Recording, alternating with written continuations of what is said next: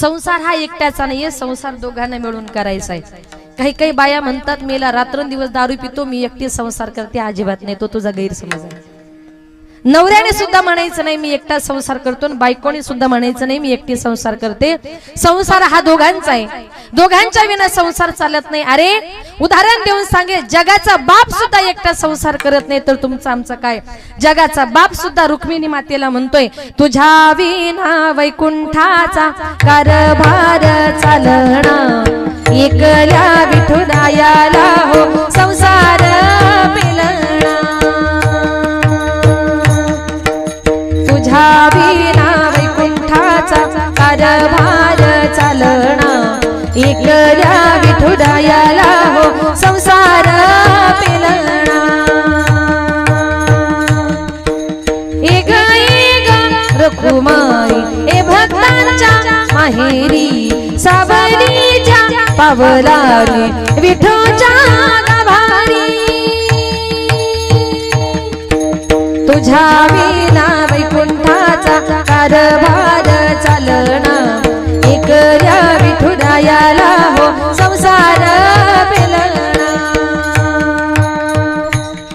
तू सकालाची आई, सात जन्माची पुण्याई, घे पदरात मावरी छाया धरबाई. तुझी थोरावी महान, आम्ही देऊ तुला मान, देव वरदान होऊ तुझ्या पालखीचे होई. रखुमाई रखुमाई रखुमाई रखुमाई रखुमाई रखुमाई रखुमाई रखुमाई. तुझ्या विना वैकुंठाचा कारभार चालना, एकल्या विठुरायाला हो संसार पेलना.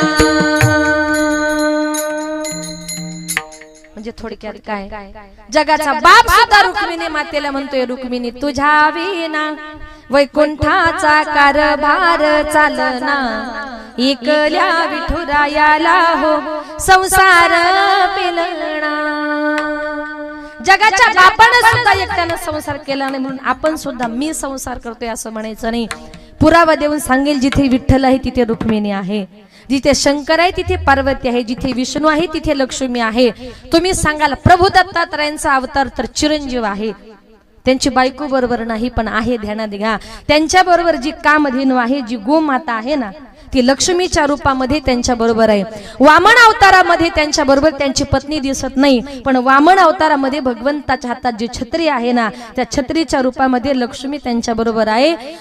देव एकटा या जगाचं कुठलंच कार्य करत नाही, म्हणून संसार मी एकटा करतोय असं म्हणायचं नाही. जीवन आनंदानं जगा. एका बाईचा नवरा हसतच नव्हता, तुमच्या हसतात ना. एका बाईचा नवरा हसतच नव्हता, तिने त्याला हसण्याकरता खूप प्रयत्न केले, अनेक विनोद केले, अनेक जोक केले, पण तिचा नवरा काही हसेना. शेवटी नवऱ्याला म्हटले, असं करा आपण थोडं बाजारात जाऊन येऊ. दोघ जण बाजारामध्ये गेले, तरी तिचा नवरा हसत नाही. आणि तेवढ्यात त्या बाईला समोर एक गाढव दिसलं. गाढव माहिती तुम्हाला? हा, गाढवाला बघितलं, ती बाई नवऱ्याला म्हणते, अहो ते बघा तुमचे पाहुणे समोरून आलेत. तो इतका हुशार होता, म्हटला राम राम सासरी बुवा, बरे आहात ना, घरची मंडळी वगैरे. अशी जरा नवरा बायकोने एकमेकाची टिंगल करीत जा, गाढवाची करा पण हसा. जीवन आनंदाने जगा, कारण संत महात्मे म्हणतात, आज या ठिकाणी बसलोय, आज या ठिकाणी बोलतोय, आज या ठिकाणी हसतोय, हेच खरंय. उद्या माझ्या जीवनामध्ये काय होईल हे सांगता येत नाही, कारण कुठल्याही माणसाच्या जीवनामध्ये कुठलाही भोग हा त्याच्या संचित कर्माशिवाय जीवनामध्ये घडत नाही. अभंगाचे प्रथम चरण.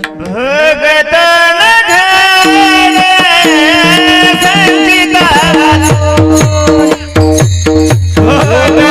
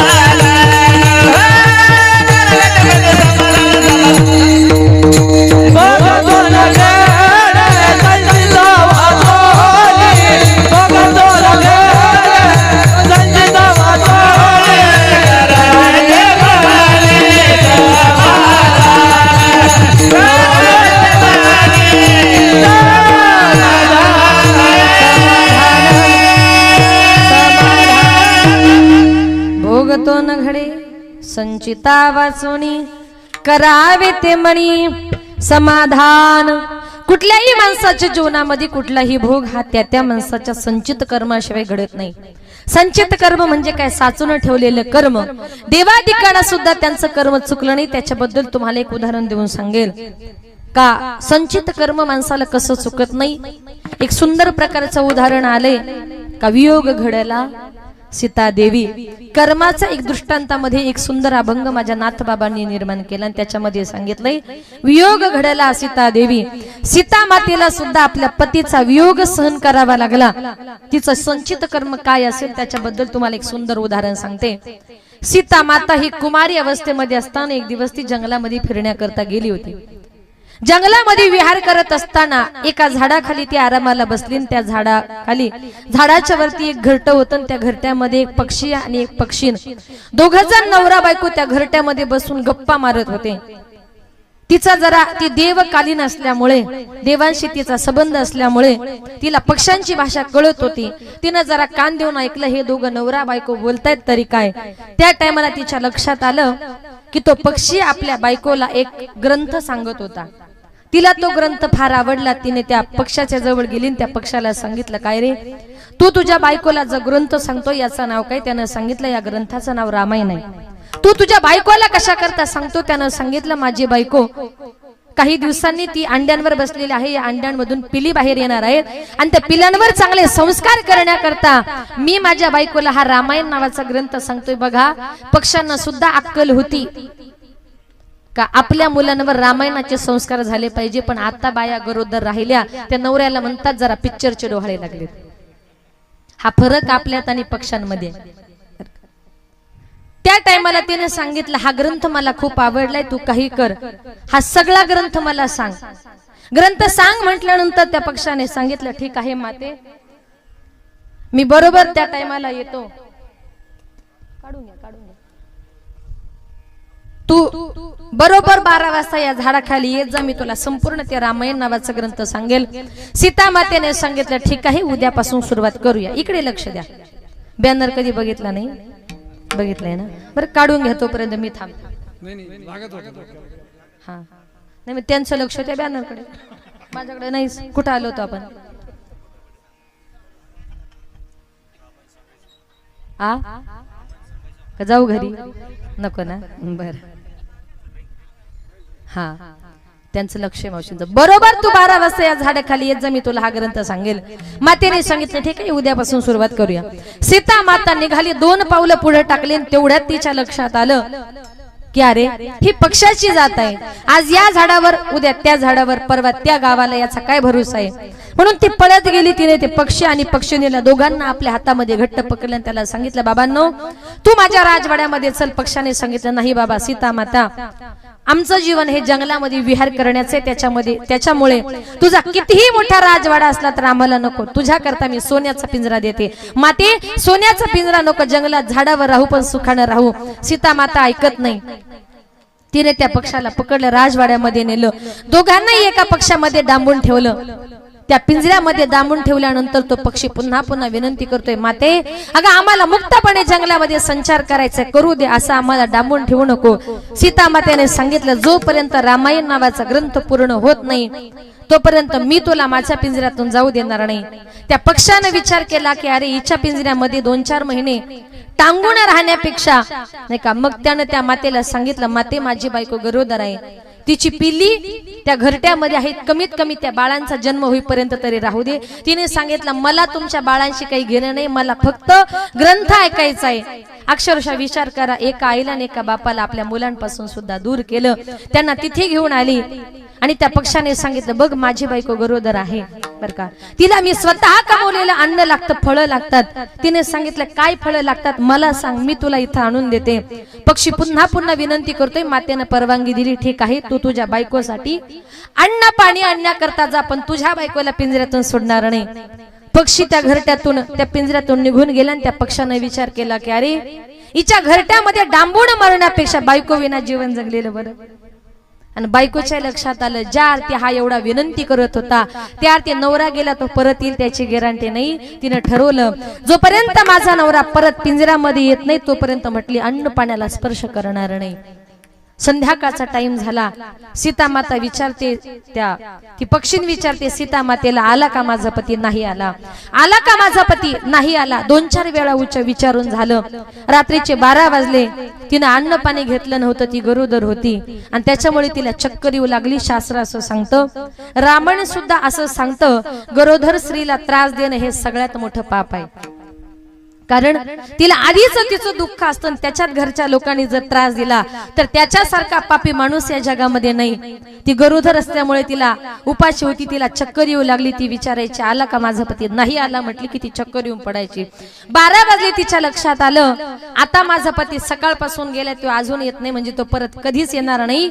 तिनं सीता मातेला जवळ बोलावून सांगितलं बघ माते, माझा पती मला सोडून गेला, तो परत पिंजऱ्यामध्ये येणार नाही.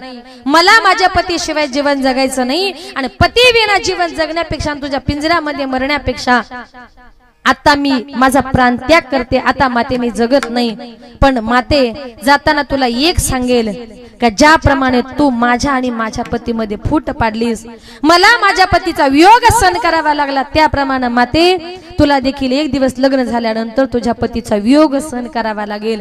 एवढंच बोलली आणि त्या पक्षीने आपला प्राण सोडला. पण खरंच एका पक्षिणीचा शाप सीता मातेला लागला आणि लग्न झाल्यानंतर काही दिवसातच त्यांना वनवासाला जावं लागलं. तिकडे रावणाने तिला पळून नेली काय आणि पतीचा वियोग सहन करावा लागला काय. आणि नंतर सुद्धा परत तिला प्रभू रामचंद्रांना आणली. एका धोब्यानं काय सांगितलं का रावणानं पळवलेली स्त्री प्रभू रामचंद्रांनी घरामध्ये ठेवली. पुन्हा प्रभूंनी तिला जंगलामध्ये पाठवून दिली. तिकडे मुलं झाली पण बाप आपल्या मुलांना ओळखत सुद्धा नव्हता. का तर त्यांना त्यांच्या मुलांपासून दूर केलं होतं. म्हणून मातांनो पितांनो हात जोडून कळकळीची विनंती करेल, जीवन जगताना माणसानं आयुष्यामध्ये पैसा थोडासा कमी कमवा पण कुणाच्या शिव्या शाप लागतील असं जीवन मात्र जगू नका.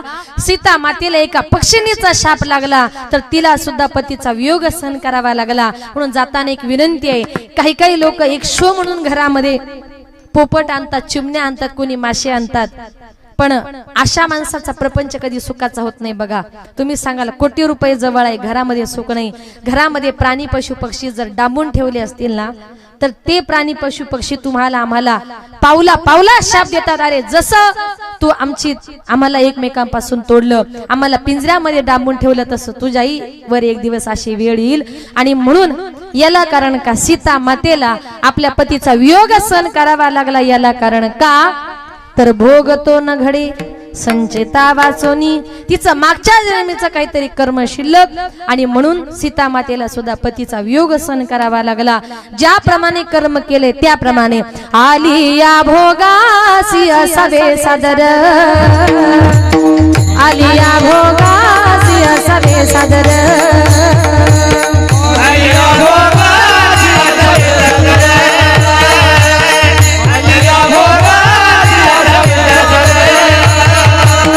आलिया भोगासी असावे सादर, आलिया भोगासी असावे सादर, आलिया भोगासी असावे सादर.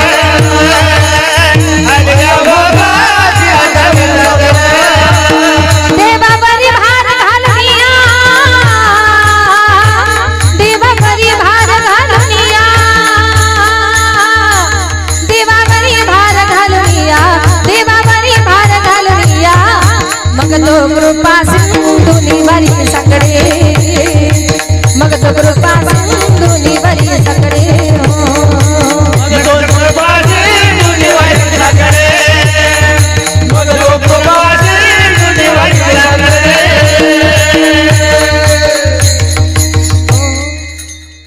आलिया भोगासी असावे सादर, देवावरी भार घालोनिया. ज्याप्रमाणे भोग भोगले त्याप्रमाणे ज्याचं त्याचं कर्म, ज्याचं त्याचं संचित कर्म हे तुम्हाला आम्हाला प्रत्येकाला भोगावं लागतं. म्हणून जीवन जगत असताना अजिबात कोणाला दोष द्यायचा नाही. कारण आताच्या काळामध्ये जन्माला आलोय याच्यावर त्याच्यावर अवलंबून राहायचं नाही. संत महात्मे म्हणतात आपुली आपण करा सोडवण, संसार बंधन तोडावी गी. ज्याची त्याची सोडवण ही ज्याला त्याला करायची. आपली सोडून दुसरं कोणी करणार नाही, आपल्यालाच ते सोडायचं आहे. आणि म्हणून संत महात्मे म्हणतात आजही लोक प्रेम करतात ते पैशावर, माणसावर प्रेम करायला या जगामध्ये कोणीच रिकामा नाही. जोपर्यंत आपल्या जवळ पैसा आहे तोपर्यंत लोक आपल्याला मानतात. ज्या दिवशी आपल्या जवळचा पैसा संपतो ना त्या दिवशी तुम्हाला आम्हाला कोणी विचारत सुद्धा नाही. लोक प्रेम करतात ते आपल्या पैशावर. तुम्हाला उदाहरण देऊन सांगेल की लोक पैशावर कसं प्रेम करतात. एका गावात 2 जण नवरा बायको आणि त्याच्यामध्ये फक्त त्याची आई होती, पण त्याची बायको एवढी आघाव. आत्ताच्या काळातल्या सुना अजिबात सासूला ऍडजस्टमेंट करून घ्यायला तयार नाही बरं का. हा अजिबात नाही. मला अशा सुनांची खूप चीड येते, कारण आम्ही सेवा करते म्हणून आम्ही तुम्हाला सांगतोय, फुकट सांगत नाही. नाहीतर लोक सांगे ब्रह्मज्ञान आपण कोरडे पाषाण असं अजिबात नाही. आम्ही मनापासून सेवा करतो म्हणून आम्ही तुम्हाला सांगतो. मग ती बाई काय करायची, 2 नवरा बायको 1 सासू, पण तिचा स्वयंपाक वेगळा हिचा स्वयंपाक वेगळा. सासूचा झाला का मग सुनेने करायचा. गॅसही एकच, किराणा सामान एकच, सगळं एकच, पण स्वयंपाक वेगवेगळा. बरं करायचं कोणाचं, दोघींच. आजूबाजूच्या बायका म्हणायच्या काय ग, 1 सासू सगळ्या दोघांच्या वाट्यात स्वयंपाक करताना 1 भाकर एक्स्ट्रा केली तर तुझं काय होईल ग. नाही नाही म्हणायची, त्या म्हातारीला करायचंय काय ते करू दे, मी अजिबात तिच्या वाटेचा स्वयंपाक करणार नाही. त्या म्हातारीला चालता येत नव्हतं, उठता येत नव्हतं, बिचारी कशी तरी स्वयंपाक करायची, जेवायची, झोपायची. असं करता करता एक दिवस अचानक तिची सासू या जगातून निघून गेली. गेल्यानंतर सासू गेल्यानंतर तिनं जे रडायला सुरुवात केली, अशी रडायला लागली 2 मिनिटात सगळा गाव तिथं गोळा झाला. पाहुणे मंडळींना फोन केला, सगळी माणसं आल्यानंतर तिनं असं रडायला सुरुवात केली का ती सासूच्या कमरेला मिठ्या मारून मारून रडायला लागली. सासूच्या कमरेला मिठ्या मारून मारून रडायला लागली. नातेवाईक लोक म्हणतात अजूनपर्यंत अशी सून आम्ही जगात कधी बघितली नाही का. सासू गेल्यानंतर तिला इतका दुःख झाले का ती सासूच्या कमरेला मिठ्या मारून मारून रडते. सगळे लोक तिचं कौतुक करू लागले. आजूबाजूच्या बायकांना माहित होतं त्याच्यातली एक बचत गटाची अध्यक्ष होतीच. तिला असा राग आला, ती उठली म्हटली काय ग, जिवंतपणे आमच्या समोर सासूला कधी एक घास खायला दिला नाही आणि मेल्यानंतर म्हटली नाही का लोकांना दाखवण्याकरता सासूच्या कमरेला मिठ्या मारून मारून रडते. अगं कशाला खोटं खोटं प्रेम दाखवते, कशाला जगाला फसवते. ती म्हटली बघा मी सासूच्या कमरेला मिठ्या मारून मारून रडते याचा अर्थ तुम्हाला माहितीये माझं सासूवर काही प्रेम नव्हतं, मला काही तिच्याबद्दल आवड नव्हती. मग रडते कशा करता. म्हटली कसं आहे ना आमच्या आत्याबाई गेल्या पण त्याच्या कपाटामध्ये त्यांचे जुने दागिने पैसा बिसा भरपूर त्यांनी दाबून ठेवलाय आणि त्यांच्या चाव्या नेहमी त्यांच्या कमरेलाच असायच्या. आणि सासूबाई मेल्यापासून मी शोधते की त्यांनी चाव्या नेमक्या कमरेच्या कुठल्या कोपऱ्याला ठेवल्या. ते तुकोबाईंचं प्रमाण आहे. सासूसाठी रडे सून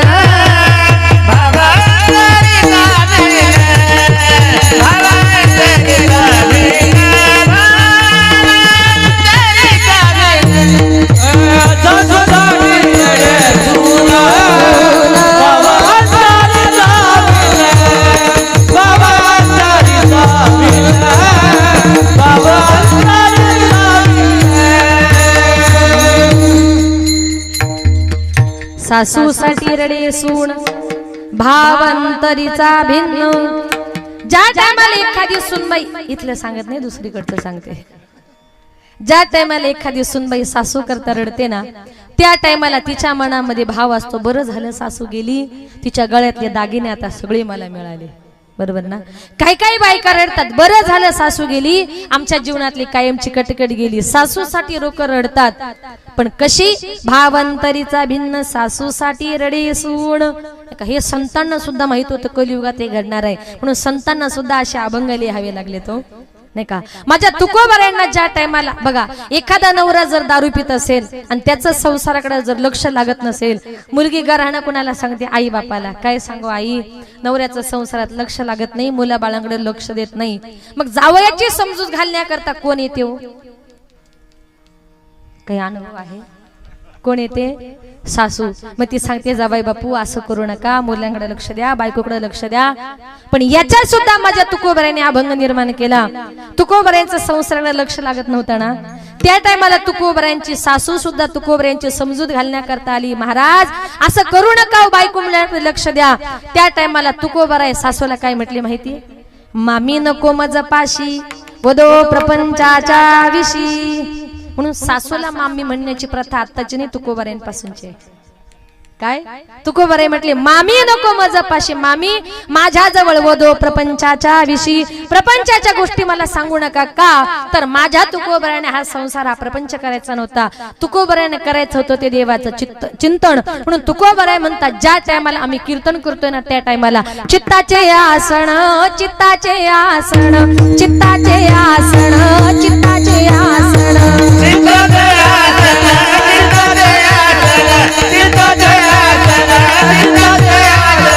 चित्ताचे आसन, चित्ताचे आसन, चित्ताचे आसन,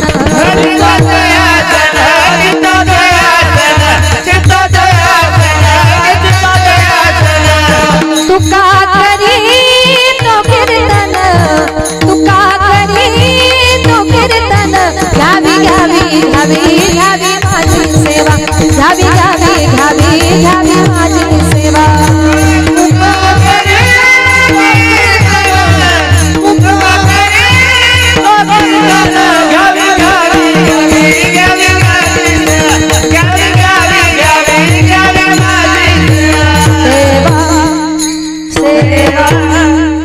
चित्ताचे सण तुका करीतो कीर्तन. तुकोबाराय म्हणतात, आम्ही आमचं चित्त कीर्तनामध्ये बसल्यानंतर भरकटू देत नाही. मग आता आम्ही कीर्तनाला आलोय, मग आमची सुनबाई घरी दूध पित असेल का? आम्ही कीर्तनाला आलोय, घरी कोणी आला असेल का?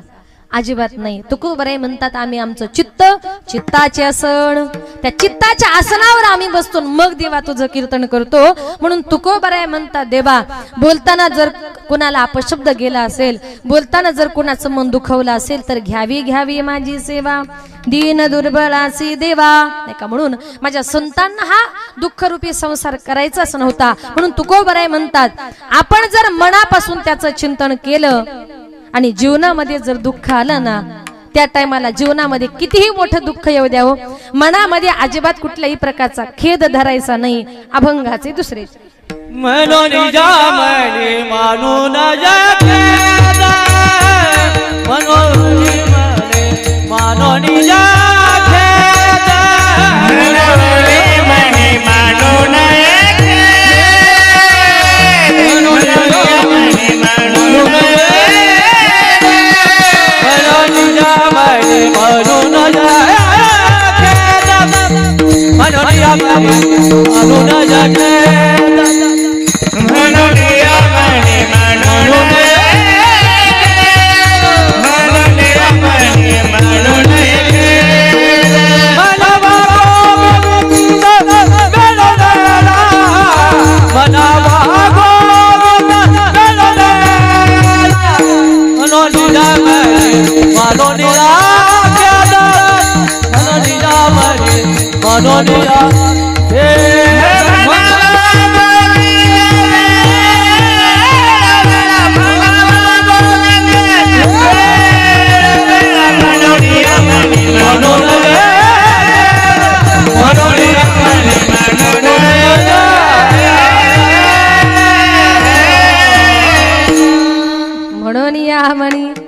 मानू नये खेदू, म्हणावा गोविंदू वेळोवेळा.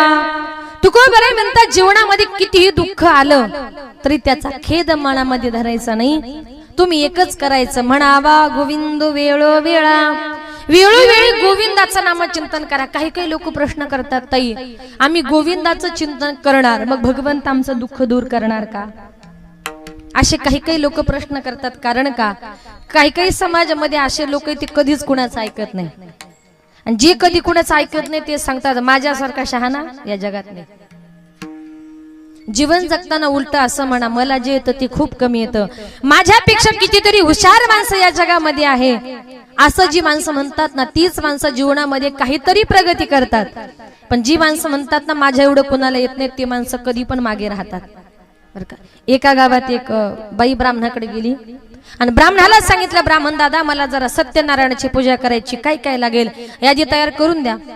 ब्राह्मणाला तिला सगळी यादी तयार करून दिली. जाताना सांगितलं, बाई सत्यनारायणाची पूजा करण्याकरता लक्ष्मी नारायणाचा जोडा असावा लागतो. तिने सांगितलं, माझे पती तर परदेशात राहतात.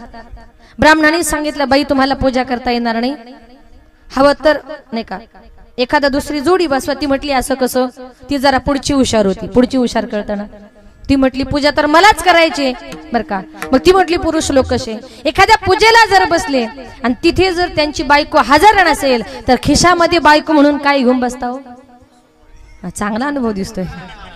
सुपारी. मग पुरुष लोक जर बायको म्हणून सुपारी घेऊन बसतात तर आमच्या करता नवरा म्हणून काही ऑप्शन असेल ना. ब्राह्मण म्हटला बाई अजून तर असा ऑप्शन काही शास्त्रात नाही. ती म्हटली नाही नाही काहीतरी असेलच, हवं तर तुम्ही एखादा ग्रंथ शोधा. त्या ब्राह्मणाला असा राग आला. रागाच्या भरात ब्राह्मण उठला. ब्राह्मण म्हटला बाई पुरुष लोक जर एखाद्या पूजेला बायको म्हणून सुपारी घेऊन बसतात ना तर तुम्ही एखादा मोठा बटाटाच घेऊन बसा. जे लोक ऐकत नाही त्यांच्या करता हा उपाय, जीवन आनंदानं जगा, जीवन चांगलं जगा. म्हणून हे जीवन खूप आनंदाचं आहे. चांगलं जीवन माणसाने जगलं पाहिजे. आणि म्हणून एकच करायचं, किती जरी दुःख आलं म्हणावा गोविंद वेळोवेळा. वेळोवेळी गोविंदाचं चिंतन केलं तर तुम्ही सांगाल काय होईल. तुम्हाला पुराव्यासहित सांगते. ज्या वेळेला संत जनाबाई विठ्ठलाची भक्त नामदेवरायांची दासी जणी म्हणून नामदेवरायांच्या घरामध्ये 14 कुटुंबातल्या माणसांची सेवा करायची. स्वयंपाक करणं, कपडे धुणं, भांडी घासणं, झाडलोट करणं, सगळी कामं करायची. आणि रात्रीच्या टायमाला ही सगळी कामं करून झाली का रात्रीच्या टायमाला सगळी माणसं झोपली, सकाळी घरातल्या 14 कुटुंबातल्या माणसांना भाकर मिळाली पाहिजे याच्याकरता रात्रभर जात्यावर दळून दळून ती पीठ काढायची. पण बिचारी कधी थकत नव्हती. आणि जात्यावर दळण दळत असताना ती गाणी म्हणायची. सुंदर ओवे म्हणायची. सुंदर माझे जाते ग फिरते बहुते ग, ओव्या गाऊ कौतुके तू ये रे बा विठ्ठला. सासू आणि सासरा दिरतो तिसरा, ओव्या गाऊ भ्रतारा तू ये रे बा विठ्ठला. प्रपंच दळण दळीले पिठम्या भरिले, सासू पुढे ठेविले तू ये रे बा विठ्ठला. अशा ओव्या माझी संत जनाबाई म्हणायची बर का. सुंदर ओव्या म्हणायची. आणि प्रत्येक काम करताना ये रे बा विठ्ठला देव विचार करायचा. ही जणी दिवसभर स्वयंपाक, कपडे, भांडे, झाडलोट सगळं काही करते. आणि रात्रीच्या टाइमाला पुन्हा जात्यावर दळण दळायला बसते. तोंडावर तेवढाच आनंद, तेवढंच हसू. आताच्या बाया एक काम जरी एक्स्ट्रा करायला लागले ना तांबे आपटतात, भांडे आपटतात, बटाटे सुद्धा आपटतात. आणि तुम्हाला खरं सांगते, जी ननंदबाई म्हणते ना, ननंदबाई घरी जर आली ना तर ती आपली भाऊजाई 2 दिवस ऍडजस्ट करते. 2 दिवस आपली सेवा करते. तिसऱ्या दिवशी घरातली भांडी आपोआप पडायला लागली का ननंदबाईंनी पळत सुटायचं. तिच्या बापाचं घर असून तिला थांबता येत नाही. का तर संसारातली माणसं ही जास्त दिवस ऍडजस्टमेंट करत नाही. ती माणसाला कंटाळतात. कामं करायला आज माणसं तयार होत नाही. पण जनाबाईचं तसं नव्हतं. आणि जात्यावर दळण दळताना म्हणायची ये रे बा विठ्ठला. पांडुरंगाला साकडं पडायचा रे. जणी दिवसभर कामं करते ना आता जात्यावर दळण दळते मला ये असं म्हणते. आता मला जावं लागेल. देवाला वाटायचं महाद्वाराचं दार बंद होतं कधी आणि मी जनाबाईकडे जातो कधी. महाद्वाराचं दार बंद झालं का देवानं घाईघाईने जावं आणि जनाबाईला जात्यावर दळण दळू लागावं. ओव्या म्हणाव्यात, गप्पा माराव्यात. एक दिवस दळण खूप होतं. गप्पा मारता मारता देवाला खूप घाम आला. म्हणून देवानं आपल्या गळ्यातले सगळे दागिने काढले, जनाबाईच्या मांडी खाली ठेवले. 2 जण जात्यावर दळून दळू लागले. गप्पा मारता मारता ओव्या म्हणता म्हणता पहाटेचे 4 वाजले कळलं नाही. तिकडे सगळी वारकरी मंडळी मंदिरामध्ये आली. काकड्याला सुरुवात झाली आणि वारकऱ्यांनी आवाज दिला, उठा पांडुरंगा प्रभात समयोपातला, वैष्णवांचा मेळा गरुडा पारी लाटला. वैष्णवांचा मेळा गरुडा पारी लाटला.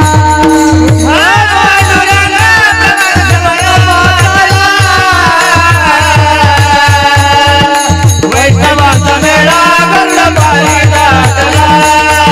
वैष्णवांचा मेळा गरुडा पारी लाटला. वाळवंटापासून महाद्वारापर्यंत, महाद्वारापर्यंत सुरवराची दांडी उलट सोडून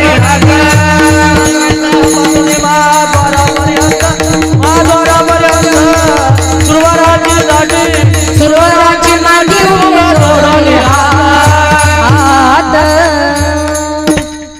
वारकऱ्यांनी आवाज दिला, उठा पांडुरंगा प्रभात समयोपातला, वैष्णवांचा मेळा गरुडा पारी दाटला. देवाला वाटलं आता जोपर्यंत मंडळी गरुड खांबापर्यंत आहे तोपर्यंत ठीक आहे, आणि एकदा का महाद्वाराचं दार उघडलं मी जर मंदिरात असेल तर माझं काहीच खरं नाही. देव घाईघाईने पळत सुटले. देवाच्या लक्षात आलं आपण दागिने काढून ठेवलेत. गडबडीमध्ये दागिने म्हणून जनाबाईची गोधडीच गळ्यात घातली आणि देव पळत सुटले आणि विटेवर जाऊन उभे राहिले. देवाच्या लक्षात आलं अरे दागिने एवढे जड कसे काय झाले, बघतो तर काय गळ्यात गोधडी. आता म्हटलं माझंही खरं नाही जनाबाईचं खरं नाही. तेवढ्यात महाद्वाराचं दार उघडणार, तेवढ्यात देवाने एका क्षणात अंगावरची गोधडी बाजूला फेकली. महाद्वाराचं दार उघडलं, बघतो तर काय पांडुरंगाच्या गळ्यात एकही दागिना नाही. चोरी झाली, चोरी झाली. संपूर्ण पंढरपुरामध्ये आरडाओरडा झाला. सगळी वारकरी मंडळी, सगळी पुजारी मंडळी आरडाओरडा करू लागली, चोरी झाली. आणि तेवढ्यात त्यांचं लक्ष गेले त्या गोधडीकडे. नक्कीच कुणीतरी चोर मंदिरामध्ये तोंड लपून आला, दागिने सापडले, गोधडी टाकून निघून गेला. सगळ्या पंढरपुरातून गोधडी फिरवली. ही गोधडी नेमकी कुणाची? आपल्या घरामध्ये गोधड्या ब्लँकेट कशा कलरच्या असतात हे आपल्या शेजारी बाईला चांगलंच माहिती असते. जनाबाईच्या शेजारणीनं ओळखलं ही गोधडी जनीची आहे, मी बघितलेली आहे. जनाबाईच्या रूमची झडती घेतली तर जनाबाईच्या रूम मध्ये देवाचे सगळे दागिने सापडले.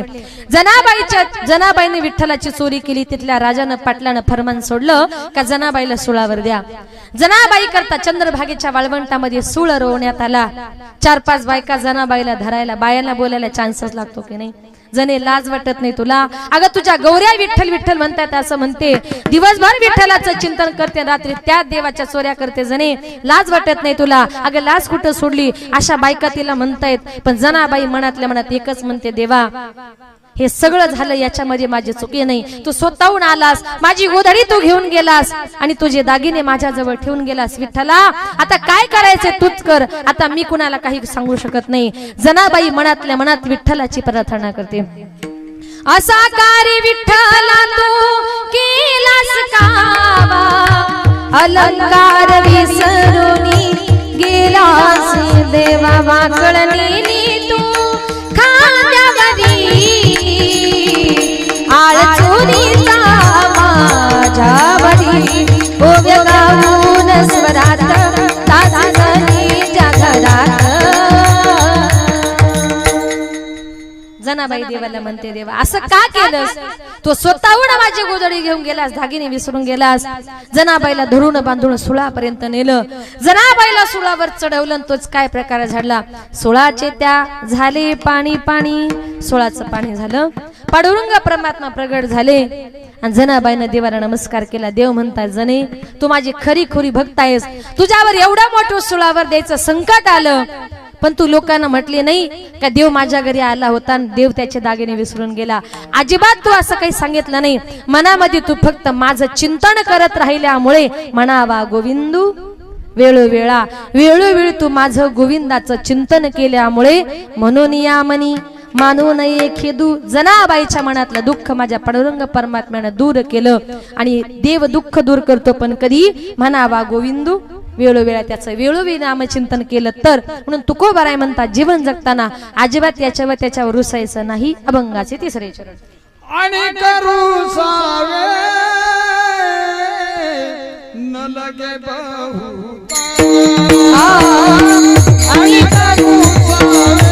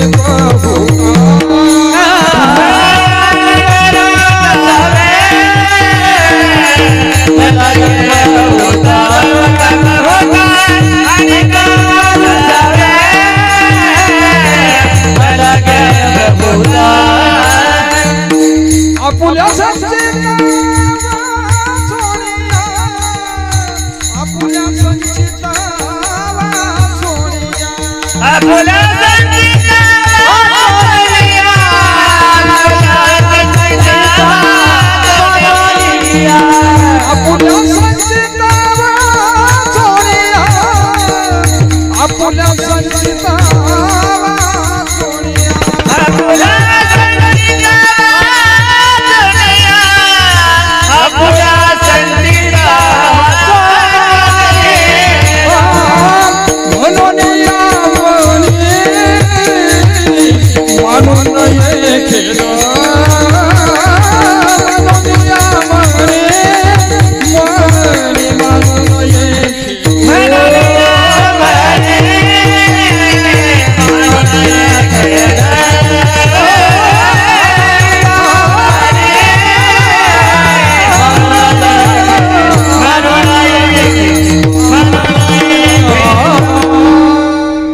आणि का रुसावे न लगे बहुता आपुल्या संचिता वाचून या.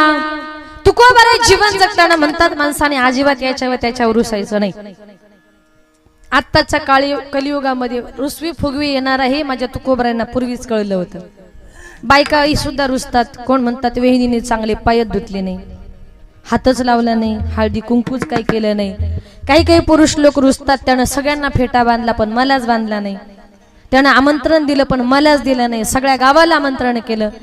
म्हणून अजिबात संत महात्मे म्हणतात एखाद्यानं आपल्याला खूप मोठा मान दिला आणि त्याच माणसानं आपला अपमान जरी केला तरी सुद्धा त्याच्यावर रुसायचा नाही. आणि का रुसावे न लगे बहुता, नाही का, एखाद्याला मोठा मान मिळाला किंवा एखाद्याचा अपमान जरी झाला तरी त्याला कारण असतं त्याचं काहीतरी तो भोग, त्याचं काहीतरी संचित कर्म, आपलं काहीतरी प्रारब्ध. आपल्या प्रारब्धामुळेच आपला अपमान होतो. प्रारब्धेसी जोडे धन, प्रारब्धेसी वाढे मान, सोचका करी सेवाया, भजमन पंढरी राया. सगळं काही तुमच्या माझ्या प्रत्येकाच्या नशिबावर अवलंबून आहे. नशिबात जे आहे तेच घडतं. नशिबापेक्षा जास्त नशिबाच्या अगोदर माणसाला कधीच काही मिळत नाही. जीवनामध्ये नशीब किती महत्वाचं सुंदर उदाहरण देऊन सांगते. एका गावात दोन भाऊ राहत होते, जवळजवळ 15-20 एकर जमीन. काही दिवसांनी दोघा भावांची भांडणं झाली, जमिनीच्या वाटण्या झाल्या. दोन्ही शेताच्या मध्ये फक्त एक बांध आला. मोठ्या भावाने टोमॅटो केले, छोट्या भावाने टोमॅटो केले, लागवडी बरोबर केली, पाणी तेच, खत तेच, औषध तेच, सगळे तेच.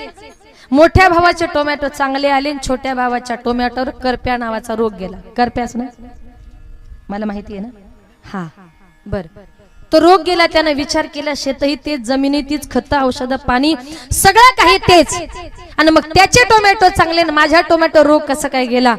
त्याने विचार केला शेती करण्यात आपलं नशीब काही चांगलं नाही. म्हटलं आजपासून अजिबात शेती करायची नाही. म्हटला उद्यापासून फक्त दुसरा काहीतरी धंदा करायचा. शेती करायची सोडून दिली. नवीन धंदा शोधण्याकरता बाजारात गेला. बाजार जवळ कुठला आहे?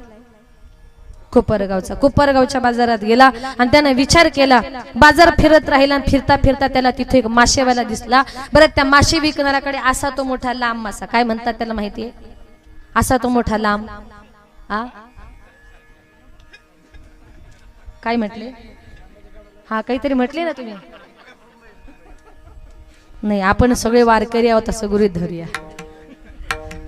त्याने विचारलं काय रे बाबा, एवढा मोठा मासा किती रुपयाला विकला? त्याने सांगितलं एक मासा 50 रुपयाला. याने विचार केला एक मासा जर 50 रुपयाला, असे दिवसभरात जर 10 मासे विकले तर माणसाला 500 रुपये मिळतात. याच्यासारखा चांगला धंदा नाही. म्हटलं आजपासून शेती बेती करायची सगळी सोडायची आणि याच्या बरोबर जाऊन म्हटला मासे पकडून न विकायचा धंदा करायचा. म्हणून त्याच्या बरोबर मासे पकडण्याकरता गेला. ज्याच्या बरोबर गेला तिकडे गंमत अशी झाली, ज्याच्या बरोबर गेला त्याला मोठे मोठे मासे भेटायचे आणि याला मात्र बारीक बोटा एवढे मासे भेटायचे. याने विचार केला, म्हटला क्या करू यार, खेत में जाने तो लांगा लुंगा और नदी में जाने तो झांगा झुंगा. म्हटलं काय करावं, शेती करण्यात नशीब चांगलं नाही, बरं मासे पकडण्यात नाही. म्हटलं आता दोन्ही धंदे करायचे सोडायचे आणि तिसराच नवीन धंदा शोधायचा. तिसरा धंदा शोधण्याकरता गावोगावी फिरत राहिला. फिरता फिरता एका गावात आला.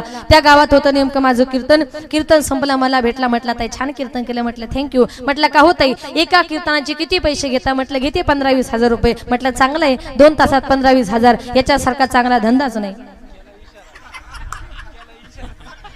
जाता जाता माझंही सांगून दिलं, म्हणजे कोणी फोन केल्यावर विचारू नका पाकिट किती घेता. त्याने विचार केला 2 तासात एवढे पैसे, म्हटलं आपण सुद्धा कीर्तनकारच बनायचं. लगेच गेला एका गावात झाडाखाली जाऊन बसला. हा हातामध्ये माळ घेतली आणि देवाचं ध्यान करत कीर्तनकार बनण्याकरता एका गावात ध्यान करत बसला. रात्रीच्या टायमाला त्या गावात चोरी झाली. चोरांनी एका बंगल्यामध्ये चोरी केली. घरातल्या लोकांना माहिती पडलं म्हणून घरातली माणसं त्या चोरांच्या पाठीमागे पळू लागली. पळता पळता त्यांना रस्त्यात हा ध्यान करणारा दिसला, माळ जपताना दिसला. म्हणून त्यांनी आपल्या जवळचे पैसे सोनं सगळं त्या महाराजाच्या जवळ टाकले आणि ते पुढे पळत सुटले. गावकरी मंडळी आली, बघतो तर काय आपले पैसे त्या महाराजांच्या जवळ. म्हटले महाराज नाही माळा जपता का चोऱ्या करता? म्हटली नाही हो, तुमचा काहीतरी गैरसमज झाला, मी देवाचं ध्यान करतोय, तुमच्या सोन्याचा माझा संबंध नाही. म्हटले महाराज तुमच्या जवळ सगळं असून सुद्धा खोटं बोलता. म्हणून त्या गावकऱ्यांना असा राग आला. काही चुकी नसताना रागाच्या भरात गावकऱ्यांनी धरला. त्याला इतका मारला, इतका मारला, इतका मारला आणि ज्या झाडाखाली जपाला बसला ना धरला, त्याच झाडाला उलटा टांगला. म्हटला क्या करू यार, खेत में जाने तो लांगा लुंगा, नदी में जाने तो झांगा झुंगा, और साधू बन गया तो उलटा टांगा. थोडक्यात काय, काही काही लोक म्हणतात या धंद्यात यश नाही, दुसरा धंदा करू, दुसऱ्या धंद्यात यश नाही, तिसरा धंदा करू. पण धंदे बदलून नशीब बदलता येत नाही. तुम्हाला तुमचं नशीब जर बदलायचं असेल तर कान देऊ नये का, एकाच गोष्ट करा, भजमन पंढरी राया. तुम्ही पंढरपूरच्या पांडुरंगाला शरण जा. तुमचं नशीब बदलण्याची ताकद ही माझ्या पांडुरंग परमात्म्याच्या हातामध्ये आहे. ज्याला ज्याला आपलं नशीब बदलायचे त्याने एकदा फक्त हातानं टाळी आणि मुखानं परमेश्वराचं नामचिंतन, विठोबा रखुमाई, विठोबा रखुमाई, विठोबा रखुमाई, विठोबा रखुमाई, विठोबा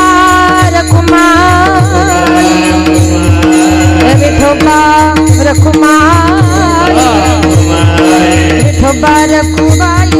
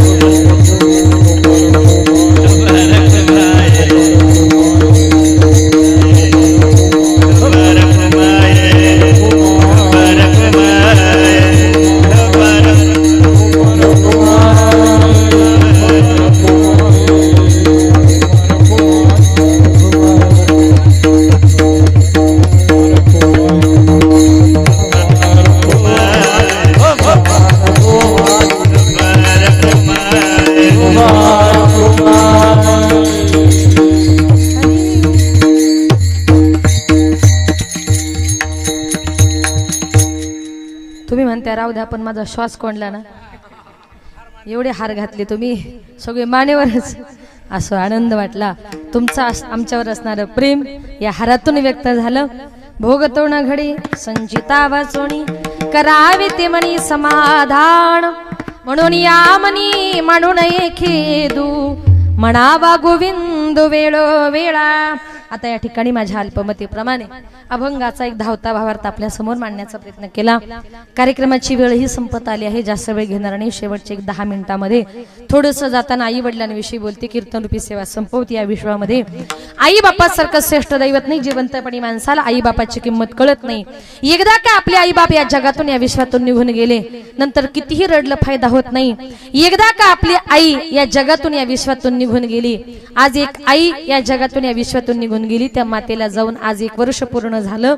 या मातेला आपण या 1 वर्षामध्ये कुठेही शोधण्याचा जर प्रयत्न केला असेल तर ही माता आज तुम्हाला मला कुठेही दिसली नाही. याला कारण का, तर ती माता तुम्हाला आम्हाला सोडून या जगातून कुठे निघून गेलेली आहे. गेली दुरी दिगंतरा, पुन्हा येली नाही घरी.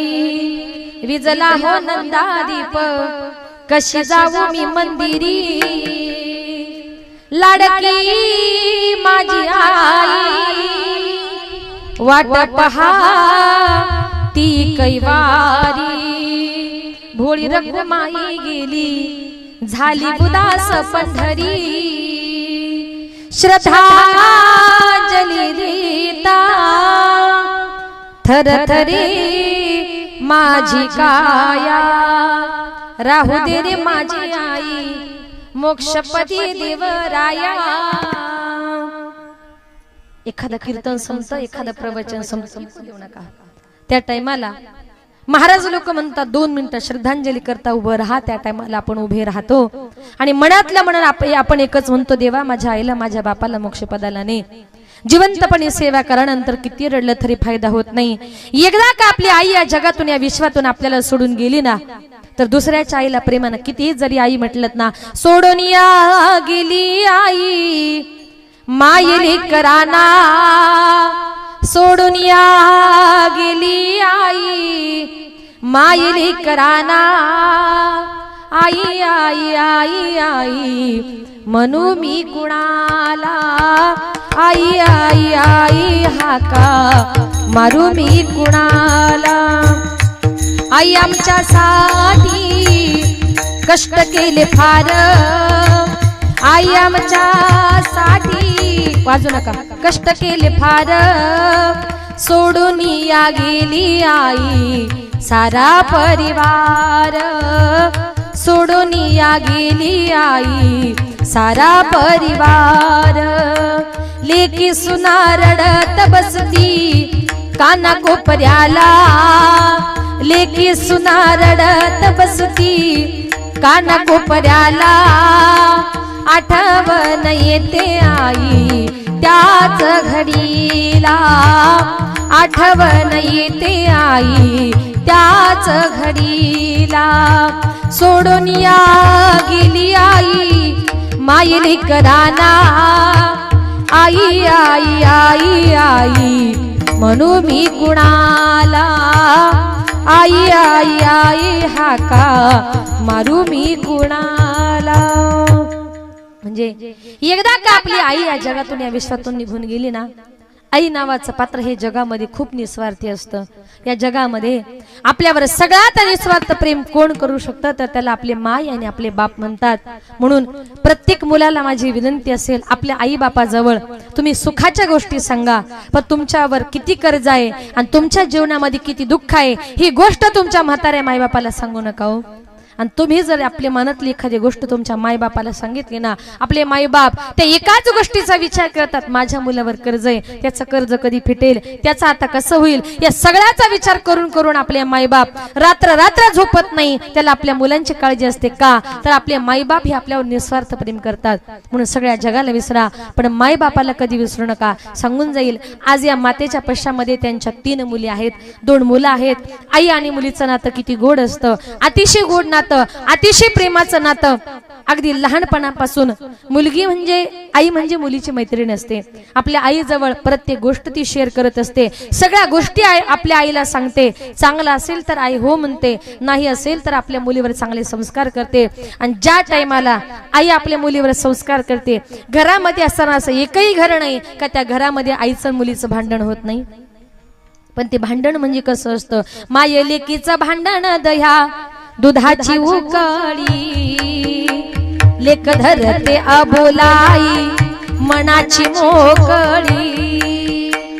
घरामध्ये असताना एखाद्या आईचं मुलीचं भांडण जर झालं ना तर मुलीला आई विषयी राग येतो। आईच्या मनात राग नसतो तर उलट प्रेम असतं कारण आई जे शिकवते ते काय असतं आई शिकविते तुला राग येतो लेकी पराया माणसाशी बोलू नये काय की। आई काय म्हणते चालू ठेवा आपली मुलीची जात आहे आपली स्त्रीची जात आहे का परक्या पुरुषाचं झटकन बोलू नये ग। आणि परक्या पुरुषाचं झटकन बोललं का लोक नाव ठेवतात ग। असे संस्कार आई मुलीवर करते। मुलीवर संस्कार करता करता मुली लहानाची मोठी होते। एक दिवस मुलीचं लग्न जमतं लग्न करून मुलगी ज्या टायमाला सासरी जाते ना त्या टायमाला त्या घरामध्ये आईला आपल्या मुलीशिवाय अजिबात करमत नाही। मुलगी लग्न करून गेल्यानंतर ती आई आपल्या मुलीची आठवण म्हणून त्या घरामध्ये काय करत असते. लेक जाते सासरला आई लाग कर मेना, सारविल्या भिंतीवर काढल्या ग मैना. लेक जाते सासरला मागे मागे फिरू पाही, बोलती आई माझी लाडाची लेक जाई. लेक जाते सासरला माय लेकी पडे गळा, कस कोरड्या नदीला पाणी येत खळा खळा. ज्या टायमाला मुलगी लग्न करून निघते त्या टायमाला आईला तू रड असं सांगावं लागत नाही हो. मुलगी जायची चाहूल लागली का त्या टायमाला बर का आईच्या डोळ्यातून खळकण असं पाणी येतं.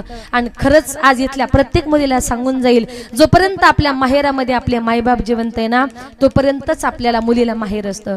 ज्या दिवशी माहेरातून तिचे मायबाप निघून जातात ना त्या टायमाला तिचा माहेर सुद्धा परक होतं.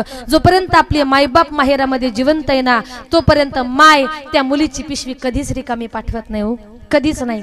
मुलगी श्रीमंत असते, कोटीचा बंगला तिच्याकडे असतो, पण आई सांगते बाई आपल्या खेड्यावरच्या थोडेसे वांगे तरी ने गावठी आहेत ग, तिच्या गावात वांगी मिळत नाही, मिळतात नाही का, थोड्याशा शेवग्याच्या शेंगा तरी ने ग, थोडीशी कांद्याची पात तरी ने ग. करोडपती मुलगी असते पण आई आपल्या मुलीची पिशवी कधी रिकामी जाऊ देत नाही. याला म्हणतात आईचं अंतःकरण. इतकं आई जर आपल्या मुलावर प्रेम करते तर आपण हे सगळं प्रेम का विसरतो. मुलगी लग्न करून सासरी गेल्यानंतर त्या घरामध्ये आईला आपल्या मुलीशिवाय करमत नाही. मग ती आई घरामध्ये रडते आणि आजूबाजूच्या लोकांना म्हणते मला माझ्या मुलीची फार आठवण येते, माझ्यासाठी एकच करा, माझ्या मुलीसाठी माझा जीव व्याकुळ होतोय, माझ्या मुलीला मला परत एकदा भेटवायला आणा. ती आई रडते आणि काय म्हणते, माझ्या जीवाच्या लेकीला आज सांगवा पाठवा, माझ्या व्याकुळ जीवाला माझी मालण भेटवा. नाव लेकीच ग घेता जात फिरे गरा गरा, माझी डोळ पुसणारी लेक गुंतली संसारा. रोज येते सपनात काही बोलत ती नाही, भर चैताच्या उन्हात माझी सुकली गजाई. करू लेकीच नशीब झालं कपाळ उघड, घर धण्याच्या वाचून कोणी घेईना लुगड. कधी कधी अवस्था अशी होते मायबाप लाखो रुपयाचा खर्च करतात, मुलीचं लग्न करून देतात, पण ती सासरची माणसं मुलीचा छळ करतात. मुलगी मनामध्ये विचार करते माझ्या बापाने कर्ज काढून माझं लग्न केलंय आणि माझ्या बापाला माहिती पडलं का माझे सासू-सासरे मला फार त्रास देतात, माझे मायबाप कोलमडून पडतील. ती मुलगी आपल्या मनातलं दुःख घरी कधी सांगत नाही. म्हणून एवढी सुंदर मुलगी, गुलाबाच्या प्रमाणे टवटवीत मुलगी, पण सासूरवास सहन करून करून भर चैताच्या उन्हात माझी सुकली गजाई. आणि कधी कधी असं होतं मुलीचं लग्न झाल्यानंतर 4-2 वर्षातच तिचा पती आपला जावई या जगातून निघून जातो. त्या टायमाला आई रडते, करू लेकीच नशीब झालं कपाळ उघड, घर धण्याच्या वाचून कोणी घेईना लुगड. तिला हक्कानं साडी घेणार, लुगडं घेणार या जगामध्ये कोणी राहिलं नाही. इतके माईबाप आपल्या मुलांवर प्रेम करतात. म्हणून सगळ्यांना विनंती आहे, सगळ्याला विसरा, माय बापाला कधी विसरू नका. आज एक आई या जगातून या विश्वातून निघून गेली, पण या आईनं आपल्या मुलांवर चांगल्या प्रकारचे संस्कार केले, सुंदर कुटुंब उभं केलं, कष्टातून या मातेने जीवन जगलं. आणि अशी माता या आईच्या मूर्तीसारखी मूर्त परत या जगामध्ये भगवंताने कधीच घडवली नाही. आई तुझ्या मूर्ती वाणी या जगात मूर्ती नाही, आई तुझ्या मूर्ती वाणी या जगात मूर्ती नाही. अनमोल जन्म दिला गाई तुझे उपकार फिटणार नाही, अनमोल जन्म दिला गाई तुझे उपकार फिटणार नाही. बालपणी मी खेळत खेळत दिसत होतो ताण्हा, अमृताहुनी गोड पाजला तू पाण्हा. तुझ्या या उपकाराची कधी जाणीव झाली नाही, अनमोल जन्म दिला गाय तुझे उपकार फिटणार नाही, अनमोल जन्म दिला गाय तुझे उपकार फिटणार नाही. शाळे घरी ताणा कधी उशीर मजला होई गल्लोगल्ली पाहत फिरशी मला तू ग आई शाळेतून घरी ताणा कधी उशीर मजला होई गल्लोगल्ली पाहत फिरशी मला तू ग आई तुझ्या या प्रेमाची कधी जाणीव झाली नाही अनमोल जन्म दिला गाई तुझे उपकार फिटणार नाही अनमोल जन्म दिला गाई तुझे उपकार फिटणार नाही आई तुझ्या मूर्तीवाणी ओ आई तुझ्या मूर्तीवाणी या जगात मूर्ती नाही अनमोल जन्म दिला गाई तुझे उपकार फिटणार नाही अनमोल जन्म दिला गाई तुझे उपकार फिटणार नाही। अशा प्रकारे माय बापाचे उपकार आपल्याच्यानं कधी फिटणार नाही।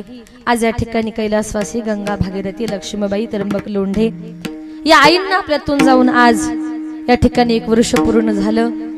त्यांचं नावच लक्ष्मीबाई आहे आणि आई खरंच एक लक्ष्मीच होत्या। आज त्या आपल्यातून निघून गेल्यात। त्यांच्या पश्चामध्ये त्यांची 2 मुलं आमचे आदरणीय श्री नानासाहेब भाऊ लोंढे, राजेंद्र भाऊ लोंढे, त्यांच्या 3 मुले आहेत सौभाग्यवती संजीवनीताई नामदेव खुळे, मीराबाई कैलास शेळके आणि सौ हिराबाई सुनील वागचौरे। असा हा सगळा त्यांचा परिवार, 2 मुलं 3 मुली, त्यांचे नातू असतील नाती असतील, त्यांचे पुतणी असतील, आईंचे भाऊ बहिणी नाही का, असा सगळा हा परिवार। माणूस एक असतो पण नाती अनेक असतात, नाव थोड्याच माणसांची असतात, पण इथं आलेला प्रत्येक माणूस हा आईचा काही ना काहीतरी नातेवाईक आहे, काहीतरी नातं तुमचं माझं प्रत्येकाचं आहे। म्हणून आपण सर्वजण या ठिकाणी आलात आणि आपल्या सर्वांना पोरकं करून या लोंढे परिवाराला पोरकं करून आज आई या जगातून या विश्वातून निघून गेली। खूप कष्टाचं मुलाचं जीवन या मातेनं जगलं, चांगले खायचे प्यायचे दिवस आले, भगवंत त्यांना घेऊन गेला आणि खरंच त्यांचं कुटुंब हे वारकरी संप्रदायामध्ये आहे। प्रत्येक एकादशीला त्यांच्या घरी भजन होतं, बाबांचं नंतर आहे ना, झालं का? आणि खरंच एक सांगून जाईल का मी मगाशीच म्हटले तुझ्या विना वैकुंठाचा कारभार चालना। 1 महिन्याच्या फरकामध्ये 2 जण नवरा बायको निघून गेले, याला म्हणतात पतिव्रता। पती गेल्याचं दुःख त्या मातेला सहन झालं नाही आणि म्हणून तिने विचार केला पती विना जीवन जगायचं नाही, म्हणून त्या मातेनं आपला 1 महिन्यामध्ये आपला देह या ठिकाणी ठेवला आणि त्यांचे माईबाप हे दोघही आपल्या या मुलांना पोरकं करून या जगातून या विश्वातून निघून गेले। आईबाप जाण्याचं दुःख काय असतं, माईबाप गेल्यानंतर ते आपल्याला दुःख कळतं आणि ज्याचे गेलेत त्यालाच विचारा का आईबाप म्हणजे काय दैवत आहे। आज या संपूर्ण परिवाराला पोरकं करून एक आज आई या जगातून या विश्वातून निघून गेली आणि खरंच की या आईला भगवंत चांगल्या ठिकाणी स्थान देव, ईश्वर त्यांच्या आत्म्याला चिरशांती देव, अशा माझ्या वतीनं माझ्या संपूर्ण महाराष्ट्र वारकरी संप्रदायाच्या वतीनं आईंना भावपूर्ण आदरांजली श्रद्धांजली अर्पण करते। आजची कीर्तन रूपी सेवा या संपूर्ण परिवाराच्या वतीने आपल्या गावातील आमचे आदरणीय मृदुंगाचार्य, मला काय नाव त्यांचं माहित नाही, सॉरी, तुमच्या गावचे नाही, मृदुंगाचार्य आहेत, इथलेच आहेत, तर राजू भाऊ, त्यांनी मला सुंदर माहिती दिली आणि या परिवाराच्या माध्यमातून या ठिकाणी आले या कार्यक्रमाकरता, ज्यांनी सुंदर गोड अशी मृदुंगाची सेवा दिली। खरंच आज त्यांचा मृदुंग ऐकावासा वाटतोय। मृदुंगातून असं नुसतं दणदण वाजवत नाही, ते अगदी गोड वाजवतात, प्रत्येक बोल स्पष्ट समजतोय, इतकी गोड सेवा दिली महाराज आमचे आदरणीय हरिभक्तपरायण किरण महाराज गोसावी यांचे मनपूर्वक आभार। एवढ्या लांबून तुम्ही या कार्यक्रमाकरता आलात, सुंदर सेवा दिली आणि त्यांची आमची जवळजवळ 7-8 वर्षापासूनची ओळख आहे। अंबरनाथला एक सप्ताह असतो, त्या सप्त्यामध्ये ते दरवर्षीच असतात। आजही परत एकदा इथे भेट झाली, महाराजांच्या आभार, ज्यांनी सुंदर असं गायनाचं काम केलं आणि ते महाराष्ट्राची गान कोकिळा, महाराष्ट्रातील नामवंत कीर्तनकार आदरणीय ढोक महाराज यांच्या बरोबर ते असतातच आणि आमचे आदरणीय हरिभक्तपरायण निळोबा महाराज सूर्यवंशी, आज महाराष्ट्रात इतकं मोठं नाव आहे पण कुठल्याही प्रकारचा गर्व नाही, अभिमान नाही। मी त्यांच्या घरी तर या एरियात आले की माझा मुक्कामच त्यांच्या घरी असतो। त्यांच्या पत्नी, त्यांचे मुलं मुली अतिशय मनापासून आमची सेवा करतात आणि खरंच आज या ठिकाणी महाराज आले, खूप सुंदर गोड गायन केलं महाराज, ते ज्या द्यावे तेवढे धन्यवाद थोडेच आहेत। आदरणीय हरिभक्तपरायण वक्ते महाराज, आदरणीय हरिभक्तपरायण भाऊसाहेब महाराज पहिली साल बोलले ते कानिपनाथ महाराज आणि बाकी सगळी ही टाळकरी मंडळी, वारकरी मंडळी, महाराज मंडळी, आपल्या सगळ्या टाळकऱ्यांच्या वारकऱ्यांच्या भार, लहान लहान मुलं आहेत, धन्य माता पिता तयाची या अशा मुलांच्या आज समाजाला गरज आहे. आणि माझ्या माता भगिनी या ठिकाणी उपस्थित आहे. वेणेकरी महाराज तुम्हाला डबल धन्यवाद, कारण ते हार मला 2 मिनिटं नको झाले. कुणी घातले एवढे हार? असू द्या असू द्या, एवढे जड हार ते गळ्यामध्ये घेऊन उभे राहिले, त्यांचे आभार. आमचा आवाज तुमच्यापर्यंत ज्यांनी सुंदर गोड पोचवला, शिष्टी मले दादा सुंदर ऑपरेटिंग केलं, तुमचेही मनपूर्वक आभार. तुम्ही सगळा श्रोतवर्ग या कार्यक्रमाकरता गणगोत्र नातेवाईक त्यांच्या या कार्यात सहभागी झालात आणि त्यांच्या दुःखात सहभागी झालात, त्यांच्या या कार्याची शोभा वाढवली. जमलेल्या तुमच्या सगळ्या श्रोतवर्गाचे या ठिकाणी मनपूर्वक मी आभार मानते. माझे पती श्री प्रकाश पांडुरंग पाटील ते देखील या ठिकाणी उपस्थित आहे. माझ्या मिस्टरांची साथ आहे म्हणून इथपर्यंत आले. आणि माझ्या मिस्टरा इथं काही आले नाही, बघू नका, ते गाडीतच असतील, कारण पहाटे 4लाच उठून जरा लवकर निघालो. पण कसारा घाटात एक ऍक्सिडेंट झाल्यामुळे 1 तास घाट पार करायला लागला आणि झगडी फाट्यावर आलो आणि झटकन शिर्डीलाच निघून गेलो, कारण मी झोपले होते, लक्षात आलं नाही. त्याच्यामुळे यायला थोडासा परत फिरून यावं लागलं, यायला थोडासा उशीर झाला, त्याच्याबद्दल दिलगिरी व्यक्त करते. आणि माझ्या मिस्टरांची साथ आहे. तुम्हाला सांगून जाईल, मी माझ्या वयाच्या शाळेत 4थीला होते. इयत्ता 4थीमध्ये असताना, म्हणजे अवघी 10 वर्षाचे असताना मी कीर्तन करायला सुरुवात केली. आज मला 20 वर्ष झाली मी कीर्तन करते. पण ही सगळी माझ्या वडिलांची पुण्य. आज मी एकटीच नाही, तर आम्ही तिघीही बहिणी कीर्तनकार आहोत, महाराजांना माहिती आहे. अनिता, वनिता, सुनीता 3च बहिणी आहेत, आम्हाला भाऊ सुद्धा नाही. आणि मी मगाशीच म्हटलं 15 वर्षापूर्वी आमचे वडील वारलेत. वडील जाण्याचं दुःख काय असते आम्ही सुद्धा प्रत्यक्ष अनुभवलंय. पण वडिलांची इच्छा होती का माझ्या मुली ह्या महाराष्ट्रातल्या नामवंत कीर्तनकार झाल्या पाहिजे, म्हणून वडिलांची इच्छा पूर्ण करण्याकरता आज आम्ही तिघीही बहिणी महाराष्ट्रभर कीर्तन करतोय. आणि लग्न झाल्यानंतर सुद्धा माझ्या परिवारानं, माझ्या मिस्टरांची मला साथ आहे, म्हणून आज इथपर्यंत मी येऊ शकले. त्यांची साथ ही महत्वाची आहे. पण सगळ्यात महत्वाचं म्हणजे वारकरी संप्रदायातील मंडळी आणि तुम्ही सगळा श्रोतवर्ग. आम्हाला वर उचलायचं की खाली ठेवायचं हे सगळं तुमच्या हातामध्ये असतं. म्हणून गरज आहे ती फक्त तुमच्या आशीर्वादाची, काही नको, बस तेवढे आशीर्वाद तुमच्या पाठीशी राहू द्या. आणि बोलताना जर काही चुकलं असेल तर क्षमा असावी. झालेली सेवा विठ्ठल रुक्मिणीच्या चरणी समर्पित करून सेवेला या ठिकाणी पूर्णविराम देते. 2 मिनिटात शेवटची चाल म्हणायची नाही म्हणायची. ज्ञानेश्वर माऊली, ज्ञानराज माऊली तुकाराम, ज्ञानेश्वर माऊली, ज्ञानराज माऊली तुकाराम.